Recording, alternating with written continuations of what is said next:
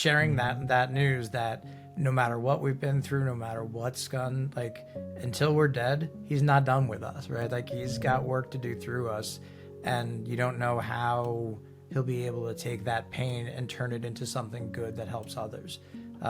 So it's awesome that you're, and when you talk about things, right, you take power out of them too, and again, I have a true heart for what you went through, right, as having been on the side of, prosecuting people who've been, who were abusers and sexual abusers, and just that, seeing what people can overcome and moving from victim to survivor, and then how powerful survivors can be. There's definitely something beyond, what we can do as individuals that fuels that. And so, yeah, love all those stories.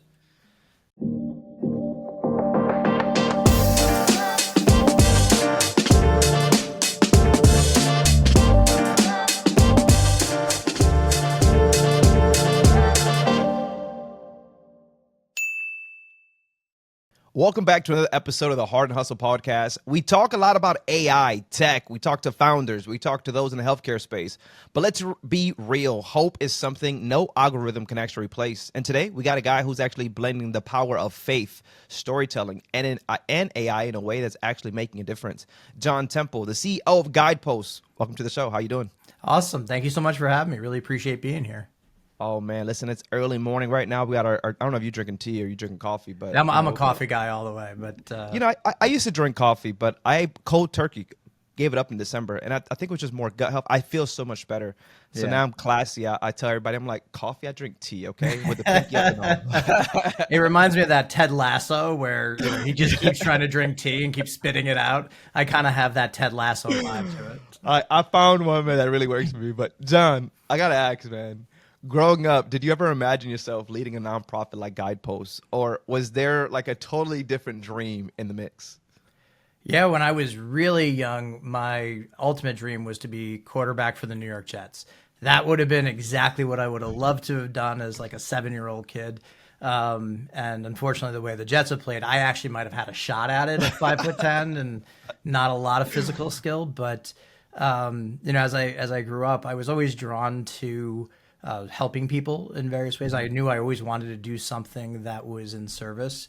And so I really thought about international problems. And I had an older sister who was about 8 years older than me, and she went away to school and she came back. And every time she would come back from school, she would educate me. So I was I was 10, she was 18 when she went to school, and she'd come back and she'd say, "Do you know what's happening in the world over here? Do you know what happened over there?"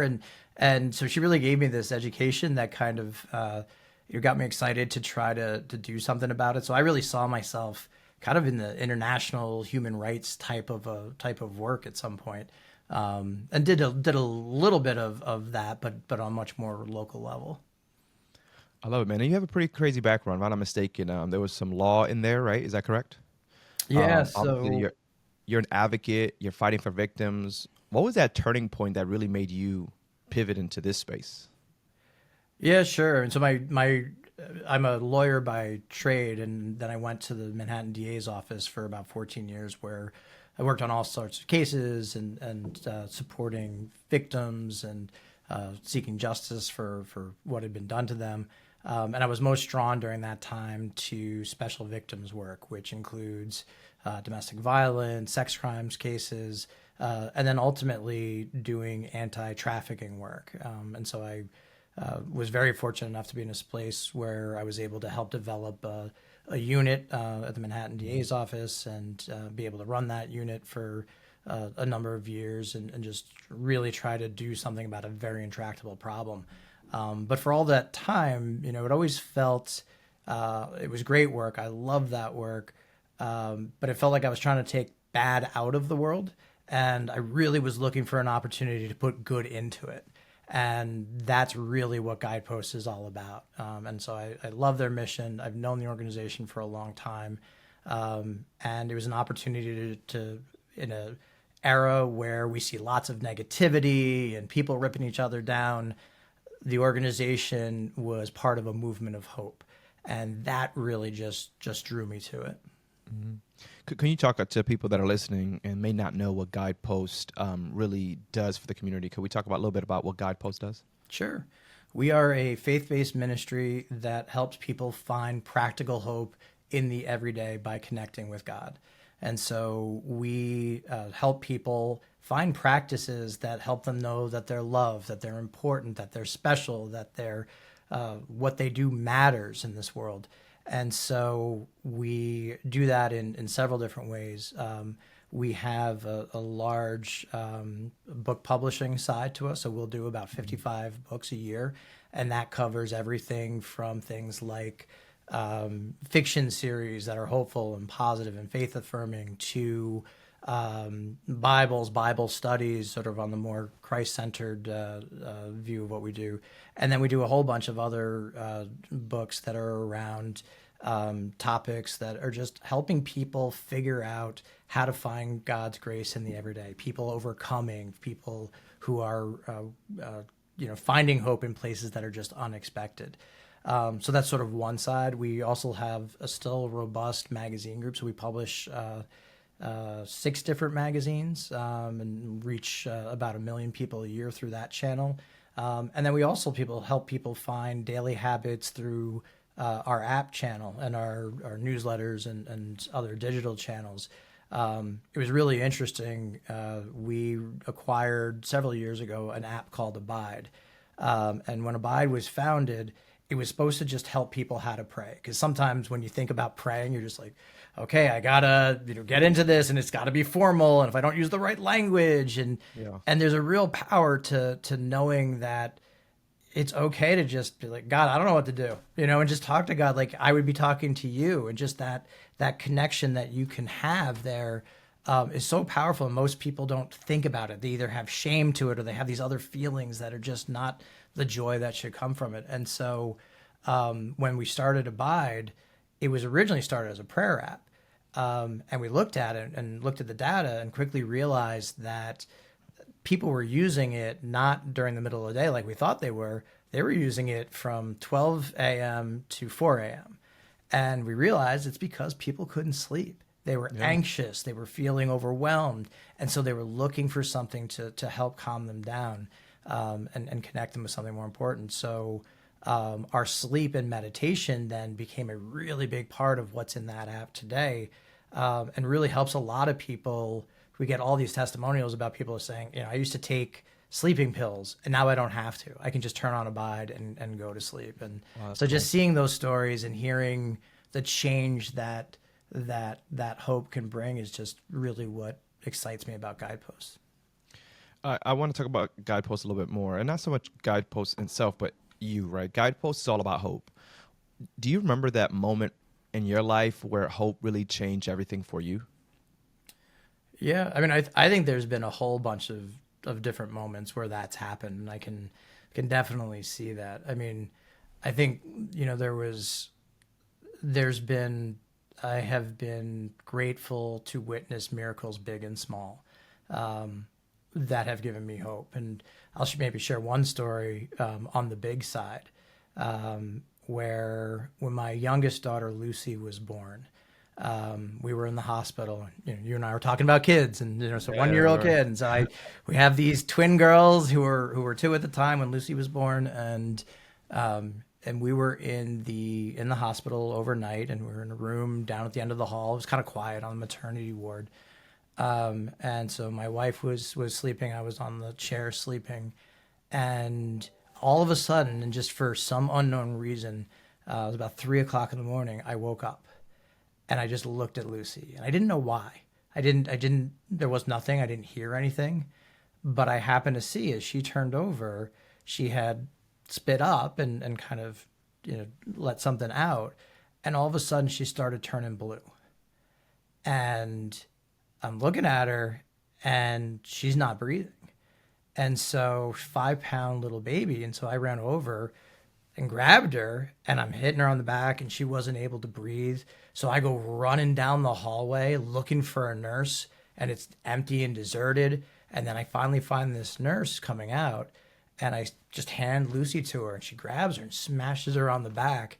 And all of a sudden, Lucy starts crying and breathing again. And the next day, the doctor comes in, the pediatrician comes in and says, I'm telling her what happened. And I said, well, what if I didn't wake up at that moment? And she said, but you did. I said, yeah, but what if I didn't wake up in that moment? She said, but you did. And so, when I think about hope and I think about miracles and I think about ways that God works in my life, that's a moment where, if it's something small, if it's something big, I can go back to that moment and know, somebody's looking out for me because I did wake up at that moment. I did do those things. And I can't explain that in any other way. And so I think that's getting back to Guideposts. When we share stories like that, it does more, I think, in some regards. I mean, there's great pastors, there's great sermons, there's great people who are great spiritual leaders, and it doesn't mean to diminish anything what they do. But our approach is not to say, okay, this is what you should believe, this is what you should do. It's not about the doctrine of it, but it's about sharing those moments of hope, big and small. So in our magazine, as an example, we have celebrities who come in and share stories like that they don't share anywhere else, because it's not about their new movie or their new book. It's not about the publicity. It's about how they experience that grace in their life. And again, that's what drives me to it. It's I don't love being told what to do or what to believe. It's just not, I just don't care for that. And so where Guidepost comes in, I love that we can share those stories. I love that we can connect in the universality of humanity. And I love that we can find hope in sharing those stories with one another. I love that. And those are the reasons that I love stories and I love conversations, because the things that you're able to see and people overcome. I'm with you on the storytelling aspect of life and sharing. I think everything that we go through, like what you just mentioned to me with your daughter, was a testimony, right? And I always tell this to everybody, because I'm in a space where my wife, when we first got together, it was like she was pushing, we got to go to church, we got to go do this, we got to go do that, or she would say, one day you're going to be a preacher, so I just laugh. Her and my best friend always say this every time they see this big pastor, which I'm very honored that they see me in that light. And I said, but what you guys don't realize is that I am preaching every single day that I walk into the world. I talk to people that don't even know God, but because I can tell them the story on how God has changed my life or how God was there for me. You just mentioned how God was there for you at that moment.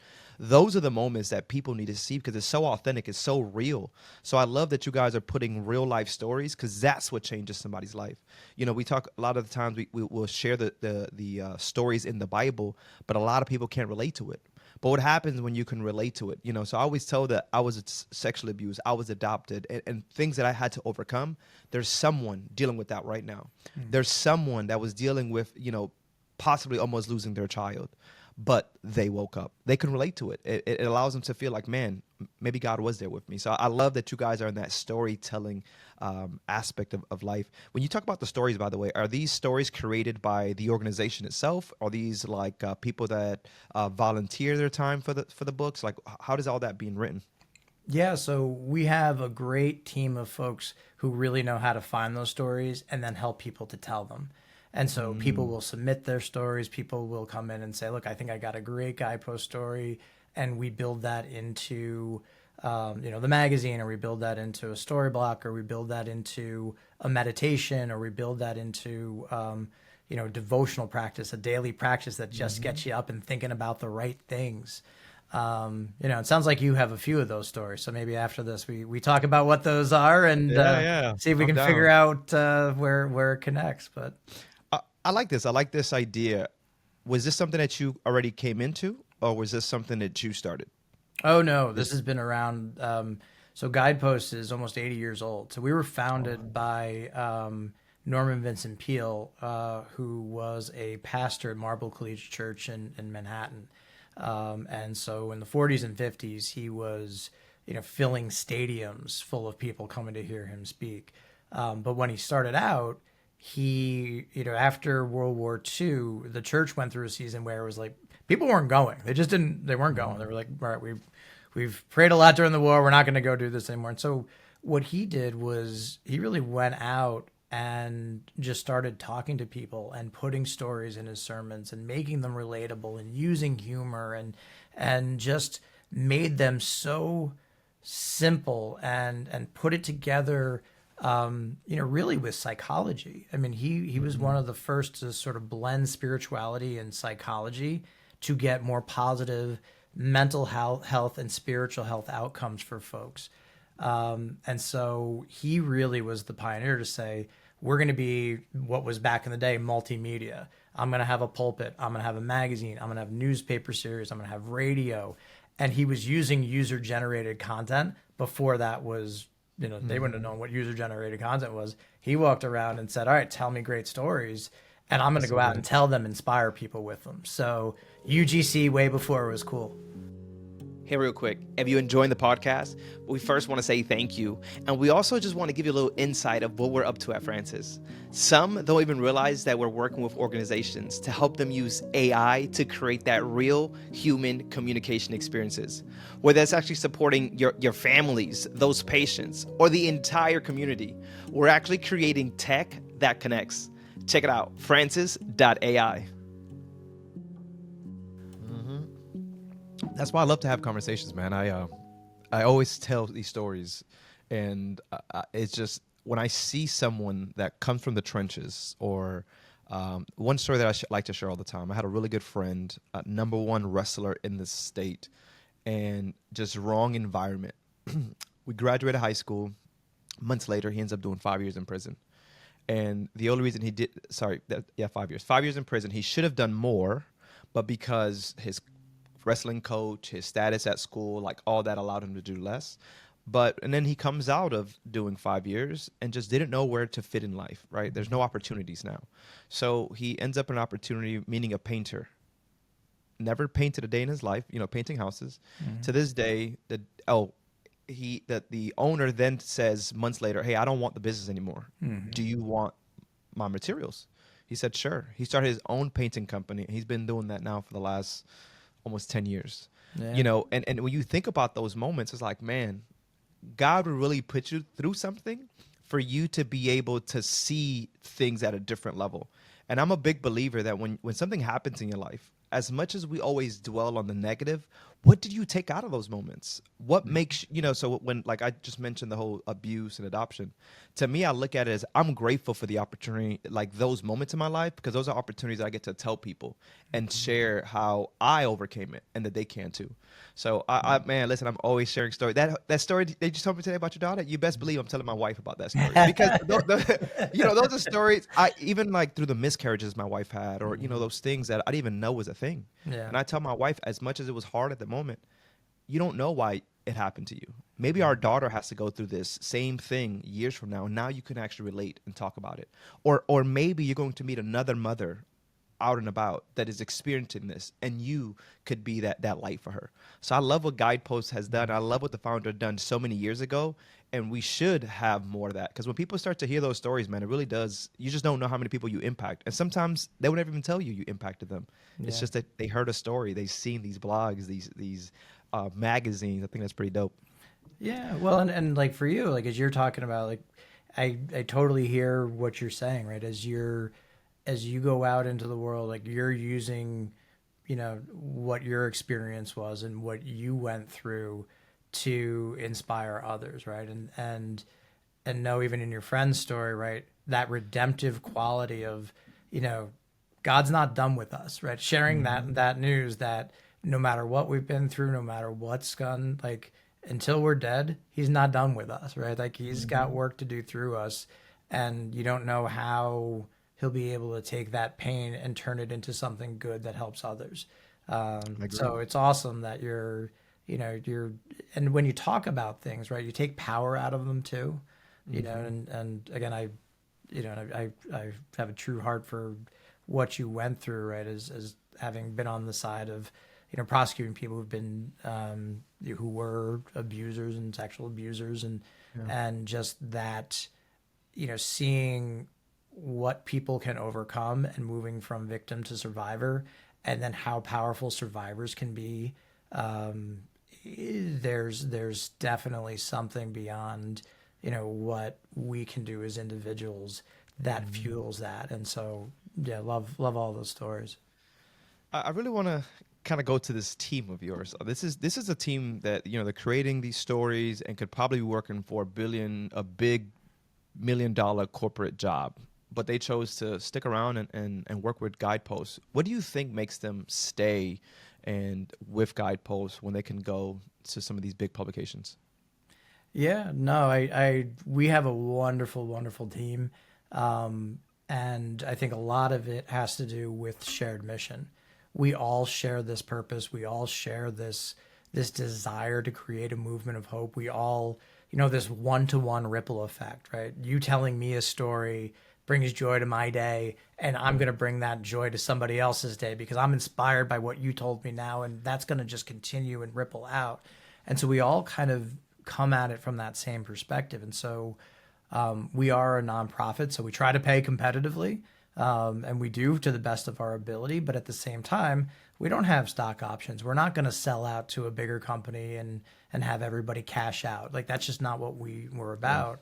And so, for those who come to us, they're coming because they want something more than just a job.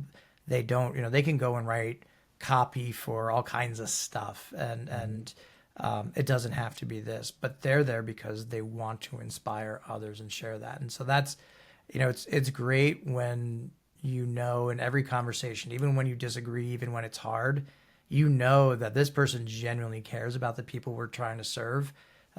That's a great place to start, and allows you to get through a lot of things. I love it. And is there a story with Guideposts that maybe to this day just personally moves you, reminds you why this work really matters? Yeah, there's a whole bunch of them.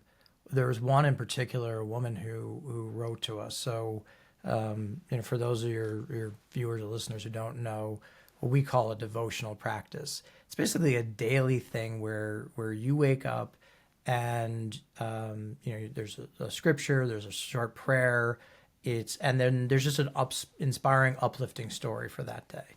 So the design, right, is to take negative thoughts that you maybe had in your mind overnight and replace them with positive ones. So you go out and you be the best self you can be during the day. And so we will actually, there's about 700,000 people who start with one of our books every single day. And so one of the stories that we heard was from a devotional reader who was part of a 3-generational family. And her mom had been, reading Guidepost devotionals for 30 years. She got her daughter into it, the woman who was writing us, and then her daughter was actually reading too. And so one of the things that happened was, as the grandmother was going through dementia and then needed memory care, and for those of us who know what that's like, I know your in-law lives with you, and my mother-in-law has lived with me, and I've seen Alzheimer's firsthand. And sometimes it becomes very hard to find that connection. The way the 3 generations found that connection was through our devotional. So every morning they get on the phone, do a call, and maybe she couldn't interact, but they'd read the devotional together, and they all started their day in the same way. And so that connection that was still there across 3 generations, so that it could mean something to them, so that they could find that commonality, even though they're very different. The generations are so, there's a lot to talk about, the boomers and Xers and Zs and all that kind of stuff. But, it's just so powerful to hear that we could be a part of it, right, in some way. Yeah. I really want to talk about how you guys have really been from the founder, where he was very innovative, he was ahead of his time, and here you are now, CEO, still ahead of your time, because you're also now incorporating AI. There's not a lot of leaders, believe me, in the nonprofit space that are wanting to even have AI a part of their business, because they're still curious about it, they're skeptical, all these different reasons. But you guys have AI in a faith-based nonprofit, which is something that probably is not easy, something you don't hear every day.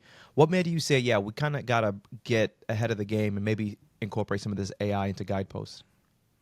Yeah, I think just overall, as a general thought, right, not being afraid of technology is step one, and saying, because there was a lot of fear, particularly around generative AI and looking at it and saying, wow, particularly for content creators, to say, wow, they're trying to get rid of my job because it's going to just write the stories and do those things. And the reality is that's not what it's there for.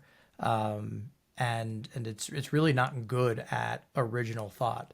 It's a predictive model. It predicts the next best word, and it's surprisingly good at that in the last couple of years.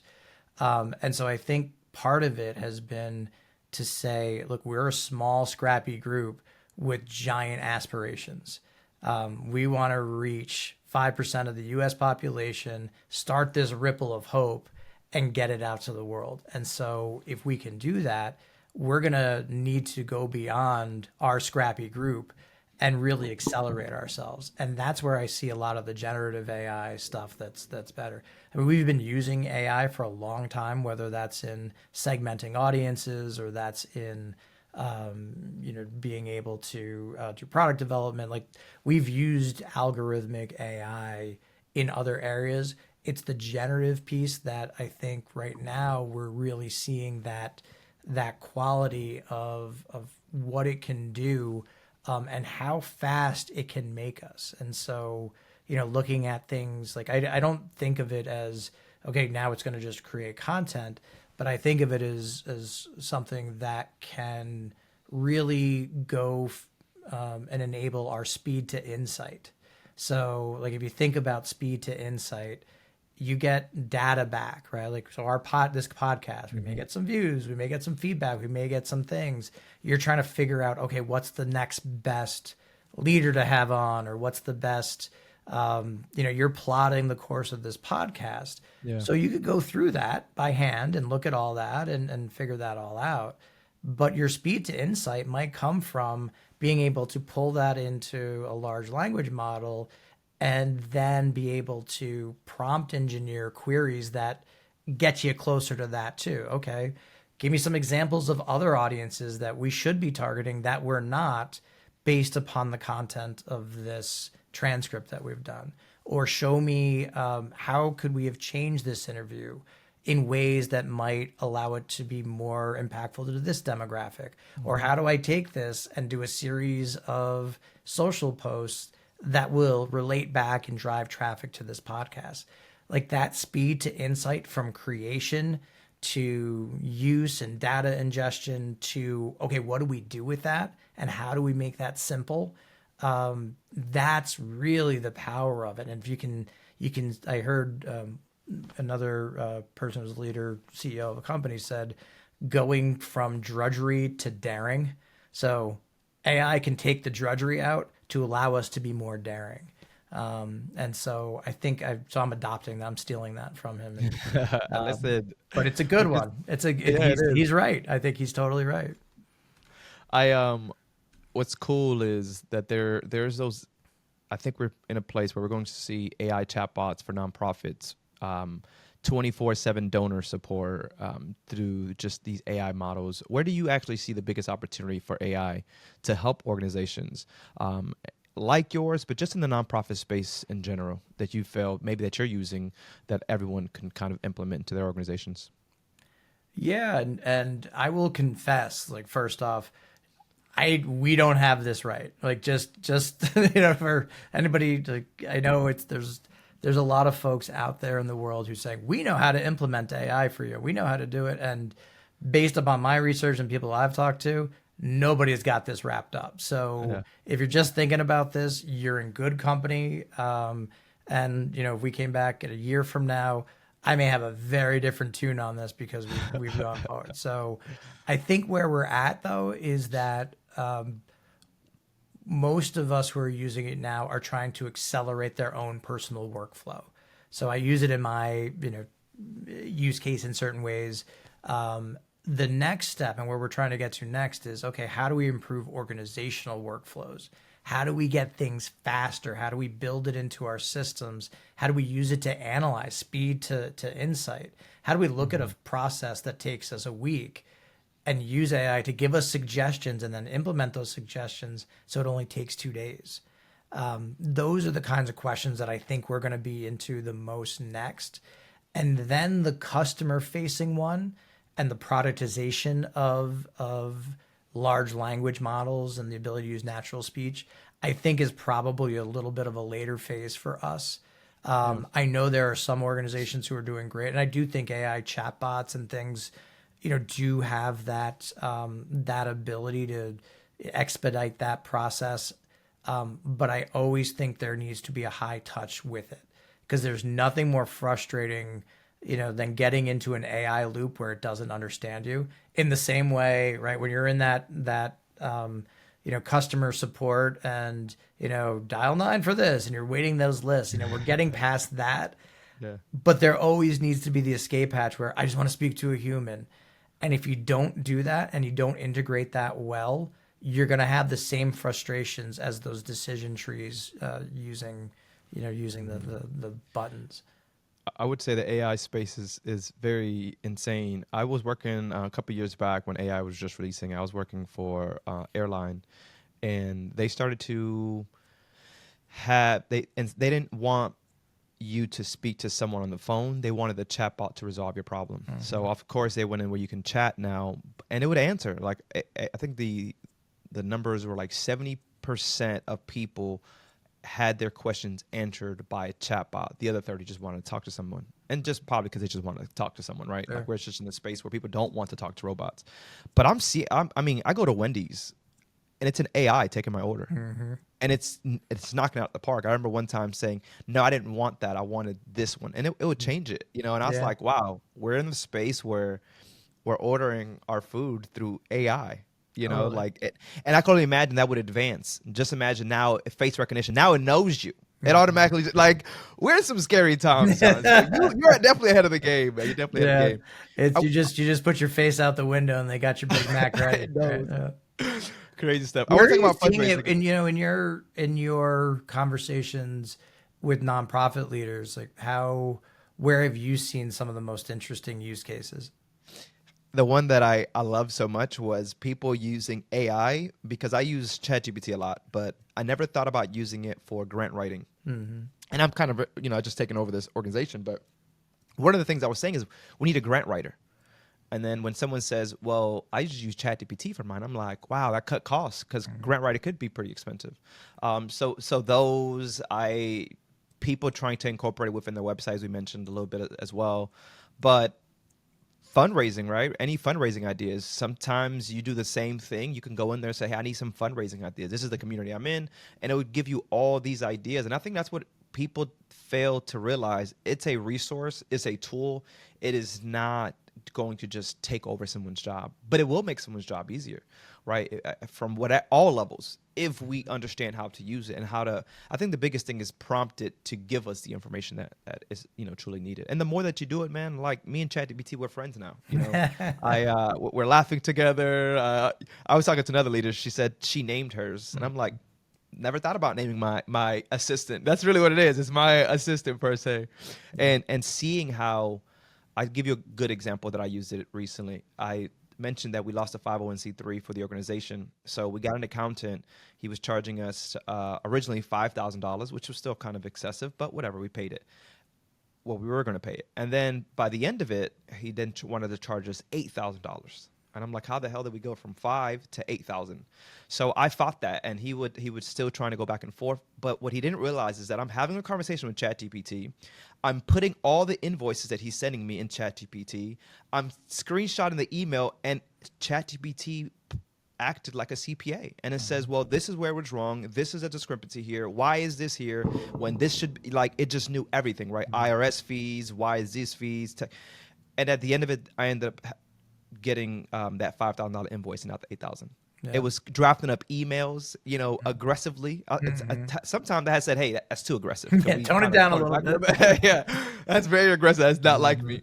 But in ways like that, I've seen another one where it played lawyer for me because let's be honest, we're not lawyers, we're not CPAs, and sometimes it's very hard for us to get those people, to come on board for those prices.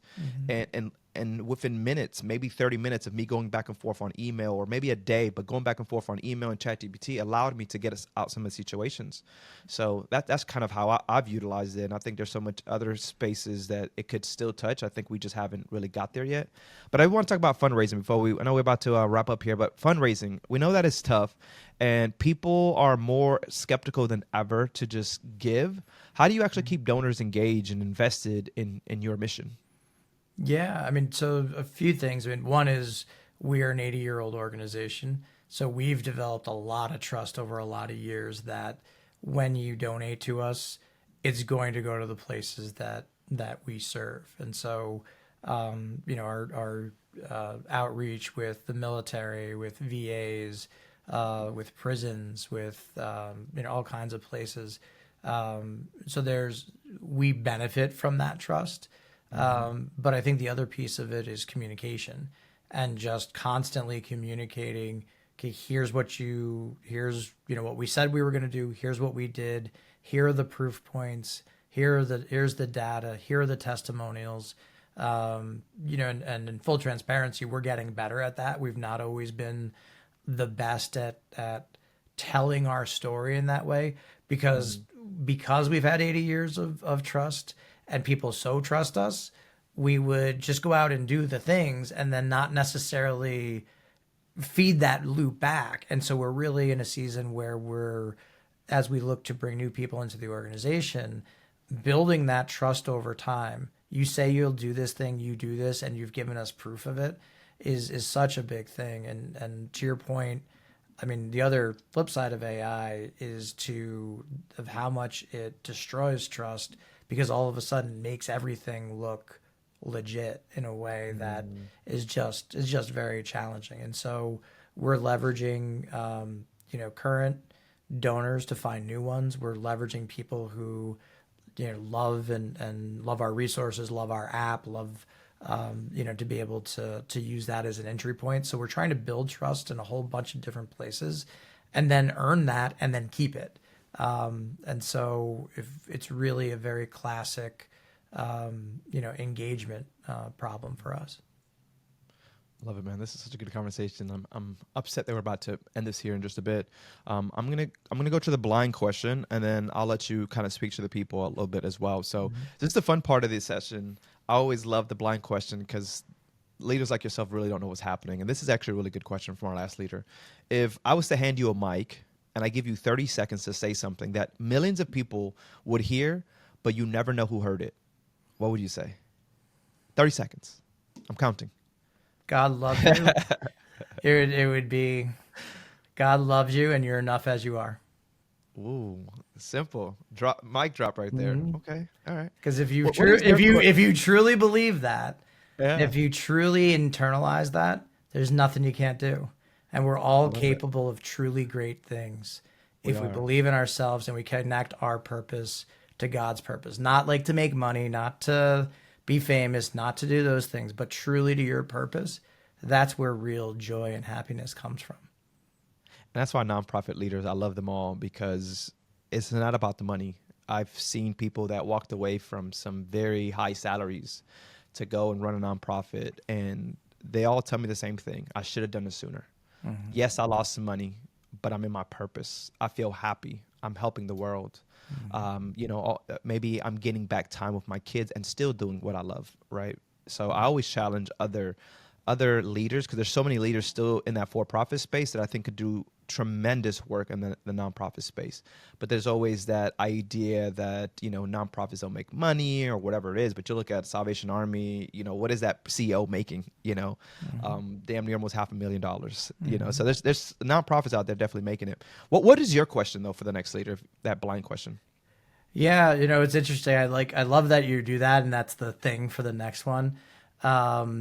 And so I have two, and you can pick which one you want because when you said that, I was like, oh, we got a couple. So one is from my wife who and it's a silly one, but it actually is fascinating. Is if you were a vegetable, what would you be? Okay. And so it's a little silly, but I'll give you a quick 2-second story on it. Because she asked that of somebody she was interviewing at some point. And they thought about it and they said, "Oh, I'd be a tomato." And she was like, "I don't know if a tomato is a vegetable." So it was just, and it was fascinating to get people because you're in an interview process and it's a ridiculous question, and it gives you the opportunity to see how people process information that's not in the moment of what you're talking about. And so we're in this moment where we're processing, right now you're processing this conversation, but next minute you're going to be thinking about this thing. You're going to be thinking about your nonprofit. You're going to be thinking about, okay, what am I doing with my kids? Like, how do you process random information in an unusual context and then deliver? Actually, is an interesting way to watch the mind work. So that was my silly one. So you can take that or leave I it. love it. I'm taking it. I'm The taking it. the other one that I thought about that I think is also really interesting, is, if you had, I have found that things that I don't fully appreciate 5 years ago, 10 years ago, I really appreciate today. So it would be like, what's that one value? What's that one principle that you didn't realize 5 years ago how important it was, and now do, or wished done it earlier, something like that. That's But good. Yeah, I like that. I like so that. either way, I'll give you the silly one and I like and that. you can decide what you want to do. I'll be I, curious to know I, what you I, choose. I like both of them. I think I'll use, to be honest, with both of them on different occasions, depending who the leader is. But as we wrap it up, man, for those folks that are actually listening and who want to be a part of what you're doing, whether they're donating, whether they're volunteering, or just spreading positivity, where should they go? Yeah, so we are all over social. Our websites are under review at the moment. So guidepost.org, abide.com are both great places. You can support the organization through our shop, through buying products, through donating, by gifting them and bringing them to other folks. And your donations, when they come in, they go out to helping us provide our products and services to people who otherwise wouldn't be able to afford them. So we have scholarship programs. So anybody who comes in and says, what, I love this, but I just can't do it, we scholarship them so that it's not a condition that you can actually pay for, and we can still support the organization. So and also then with your stories, hit us up on social, Instagram, and share your stories. Share your stories of where God has touched you and touched your heart and changed your life, and send that into us, and you may find yourself. We're going to work on you after we Homeless. get this, and we'll get you in there somewhere. That'd be cool, man. I love it. I love it. Well, listen, John, this was truly powerful. Thanks for sharing your story and your mission as well. And I always love to highlight those leaders, but also just talk about what they've been doing. So what you guys have been doing at Guideposts is phenomenal. I can't wait to collab, maybe get my stuff published out there. I don't know. This is just, we're in the work. We're in the work. So if you guys are still watching, man, make sure you guys do share, like, subscribe. And if you guys, as he mentioned, if you guys want to tell a story that could really resonate with someone else and change someone's life, feel free to make sure you guys are checking out guideposts.org. Well, John, it's been a pleasure. We got to go. Awesome. Thank you guys. Really appreciate you. Thanks so much for the time. Absolutely. Hard and Hustle Podcast. We'll catch you guys later. Bye.